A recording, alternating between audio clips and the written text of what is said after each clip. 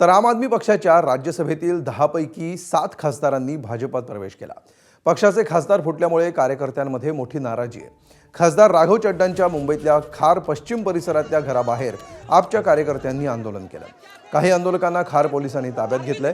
दरम्यान या आंदोलनानंतर राघव चड्डांच्या घराबाहेर मुंबई पोलिसांचा मोठा बंदोबस्त तैनात करण्यात आला।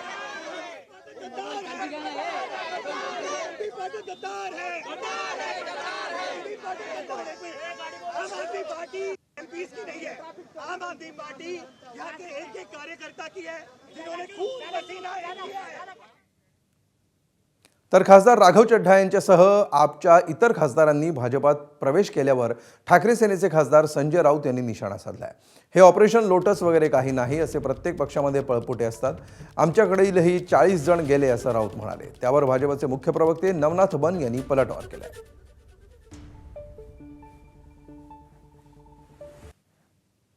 आपचं काय ऑपरेशन लुटस बिटस काय झालेलं नाही आहे। असे भगवडे प्रत्येक पक्षामध्ये असतात, राजकारणामध्ये असतात। आता आमच्याकडून 40 भगवडे गेले मेंढेच्या नेतृत्वाखाली, ते पळपुटेच आहेत ना। राघव चड्डाचं नाव तुम्ही घेताय किंवा त्यांच्याबरोबरचे अन्य लोक आहेत, त्यांच्यावरती ईडीच्या धाडी पडल्या, ते घाबरले, ते पळून गेले। ही गोष्ट एवढ्यापुरतीच मर्यादित आहे। महाराष्ट्रातही तेच झालेलं आहे। अजित पवारांवरती धाडी पडल्या, ते 35-40 आमदार घेऊन निघून गेले। एकनाथ शिंदेवर धाडी पडल्या त्यांच्या लोकांवर, ते पळून गेले। हे का शौर्य आहे का? ही का कर्तबगारी आहे का? नाही। संजय राऊत सत्तेसाठी भगोडापणा कोणी केला होता? 2019ला युती तोडून हिंदुत्वादाशी गद्दारी करून काँग्रेस सोबत जे गेले त्याला भगोडापणा म्हणतात, त्याला पळपुटे म्हणतात। सत्तेसाठी लाचारी करणं काय असतं हे उभाटा गटानं 2019 साली दाखवून दिलंय।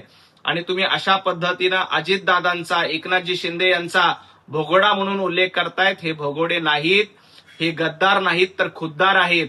यांनी दाखवून दिलंय की 2024ला जनतेच्या मनामधून, जनतेतून कोण निवडून येऊ शकतं।